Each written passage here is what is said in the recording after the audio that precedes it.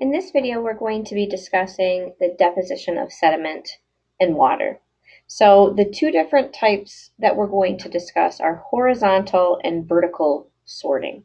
So we're going to start first with horizontal sorting. And this happens when a stream or river meets a standing body of water like a lake. So the stream has velocity to it, and as it enters that standing body of water, it's going to slow down. And as it slows down, it's going to begin to deposit the sediment that it's carrying.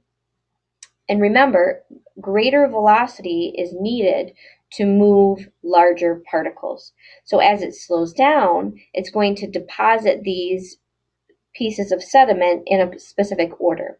So let's take a look at this animation and see how this happens. So if you look here, then we're going to zoom in on this section where this river is meeting this body of water.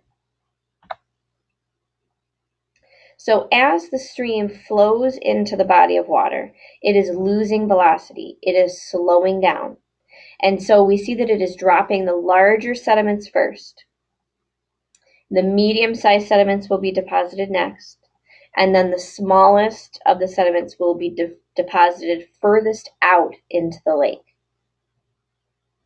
And that's because more velocity is needed to carry these larger particles. So as soon as it starts to decrease in velocity, it's going to drop out the larger particles. And we can see that in this diagram. So this is closest to the shore, where the stream meets the lake, and the larger particles have been deposited first. And then we see that the middle-sized particles are deposited a little bit further out. And as the water really starts to slow down and lose the velocity, clay and silt are deposited last. And this is called horizontal sorting of sediment. We can also have vertical sorting of sediment. So there are three factors that are going to affect the vertical sorting of sediment. That's going to be size, shape, and density. So we're talking really about when particles are just dropped into water. So let's take a look at an animation that shows us how things are separated based on size when we're dealing with vertical sorting.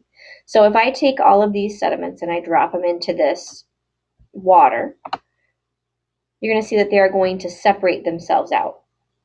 And the largest particles go to the bottom first, followed by the medium, and then the small are on the top. And that's vertical sorting by size. They can also be sorted by shape when we're dealing with vertical sorting.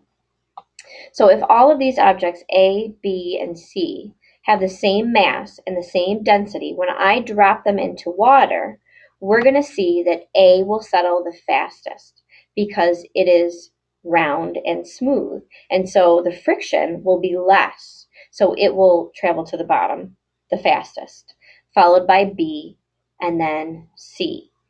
So A would be on the bottom of the container, B would be in the middle, and C would be on the top.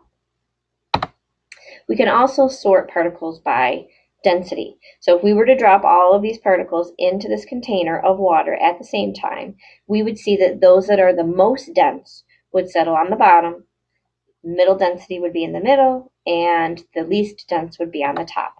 So remember, PB is lead, and that's the most dense. And then iron, and then aluminum would be on the top. So densest on the bottom, least dense on the top.